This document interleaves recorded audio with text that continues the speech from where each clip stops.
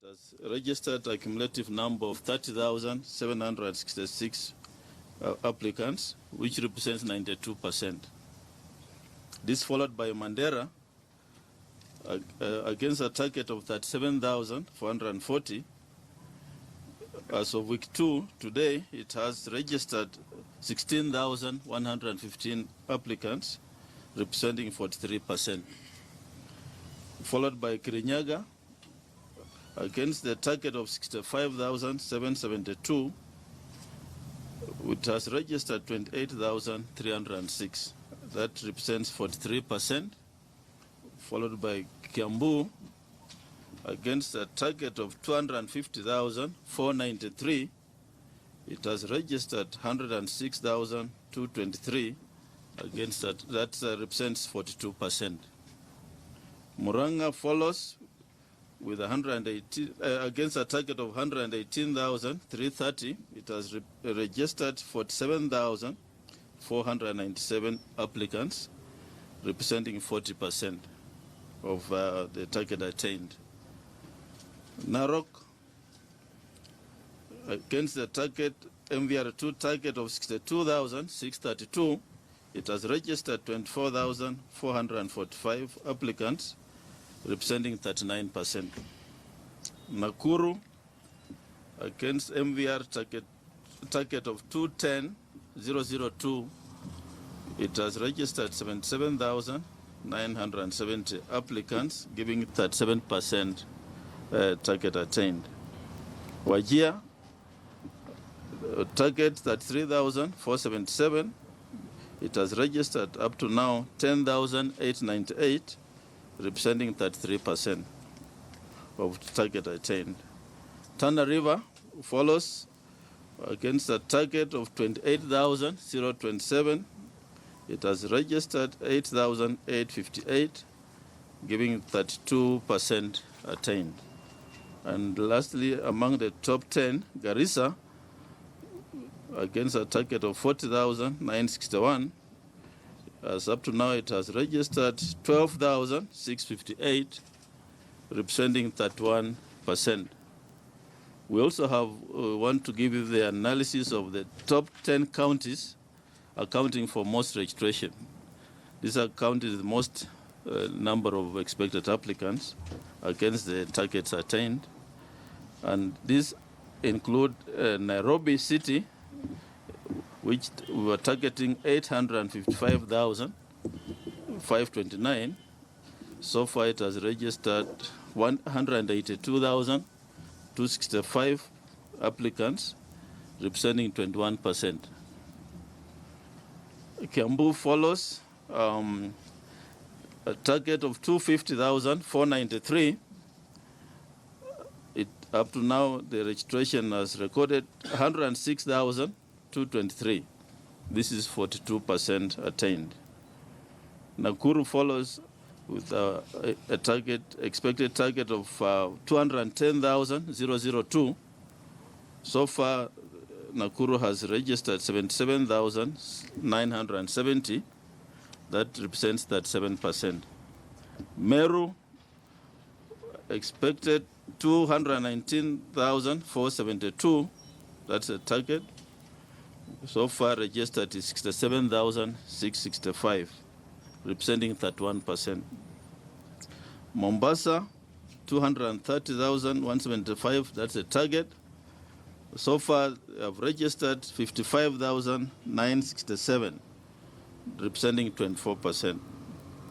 Kilifi, target 229,759. So far, we have registered 54,692, representing 24%. Kakamega, 279,412. That's the target.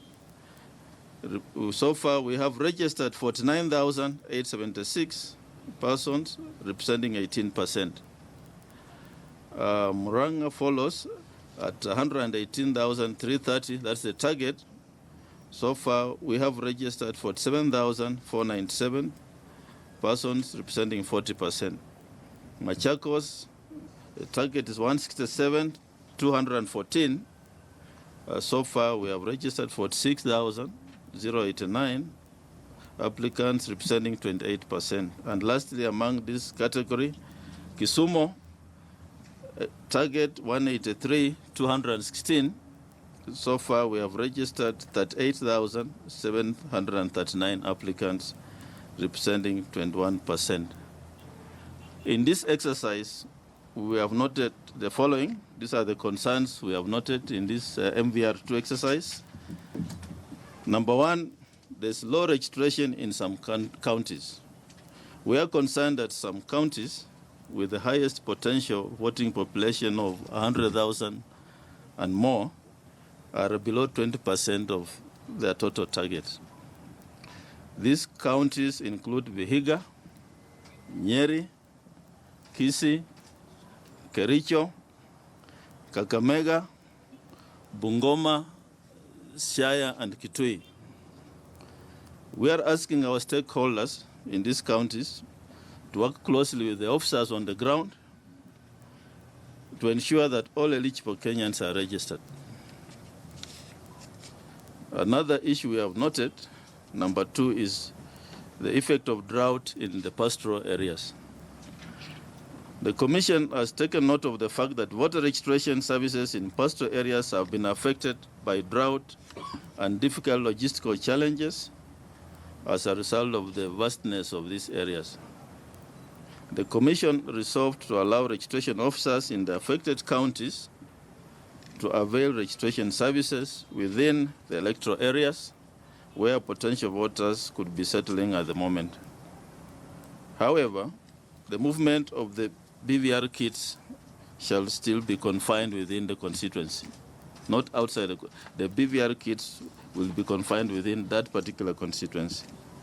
In addition, registration clerks in the affected counties have been directed by the Commission to also accept transfer and change of particulars applications at their respective registration centers. Another issue we have noted is the issue of transfer of voters. The Commission has received complaints on the transportation of voters from one electoral area to another. It's also alleged that some transfers or such transfers involve some form of inducement or bribery of one sort or another. Whereas Kenyans are allowed to register anywhere, the decision to transfer to a particular electoral area should not be done under influence or any other form of bribery. Such conduct amounts to an electoral offense. We have deployed investigation officers to the ground to establish the veracity of these claims. Registration of students in colleges and universities is another issue we want to comment on. The Commission resolved to make special arrangements that would increase access to registration services by students in colleges and universities across the country. The regional election coordinators have been directed to conduct a special outreach program for voter registration in universities and colleges within their respective jurisdictions. This will run for a period of 7 days that's the registration of students will run for a period of 7 days from 8th to 14th February 2017. We call upon the university administration to support this initiative. Registration of prisoners is another issue the Commission has addressed. In order to enhance the right of prisoners to participate in the electoral process and in compliance with the Supreme Court decision, the Commission has resolved to gazette prisons as registration centers. The actual registration for prisoners will commence between 20th and 27th February this year. The Commission has resolved that when it comes to voting, prisoners will be allowed to vote only for the presidential seat or candidates. Accordingly, we are making proposals on regulations to govern the participation of prisoners in elections. Another issue the Commission has addressed is the issue of the registration of a Kenyan diaspora. The Commission has taken note of the right of Kenyan diaspora to vote. Accordingly, the Commission will be hosting the thematic working group on the diaspora participation in elections tomorrow to deliberate the Commission's proposals on the matter. We shall make announcements after tomorrow's meeting. Another issue we want to address is the cleaning up of the voters' register. In our last briefing, the Commission informed the public that it had found out that 128,926 records of voters had shared identification documents. We wish to state that as of now, 50,174 records of voters have been confirmed to be legitimate. The cleaning up of the register of voters is an ongoing exercise. It's a continuous process. 50,174 have been found to be legitimate, leaving the residue of the 128,926. The Commission has taken and will take the following measures: that before the election of August 8th, 2017, we have a complete and clean register of voters. And the following will be done. One, the Commission will publish all the names of persons appearing in the duplicate records per constituency to allow for public scrutiny at that level. Two, persons appearing on the list of duplicate IDs shall be given an amnesty of 10 days from the date of publication of the names to correct the details of their registration. In the event that no action is taken by the concerned persons, the Commission shall proceed to delete their names from the register of voters. Three, the Commission has commenced the configuration of the BVR system to ensure that just like the fingerprints we use in the BVR, the ID numbers also form part of the unique identifiers of the voters. This means that at the time of preparing the final register of voters, the BVR system shall automatically identify duplicate IDs and separate them from the rest of the records. IDs will form part of the unique identification feature as well as the way the fingerprints do.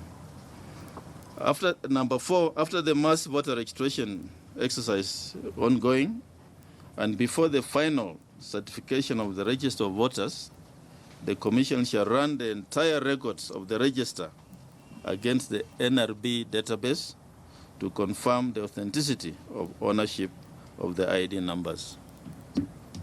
That is 4. 5, the Commission, in collaboration with the Registrar of Births and Deaths, has made arrangements for the removal of dead voters on a continuous basis.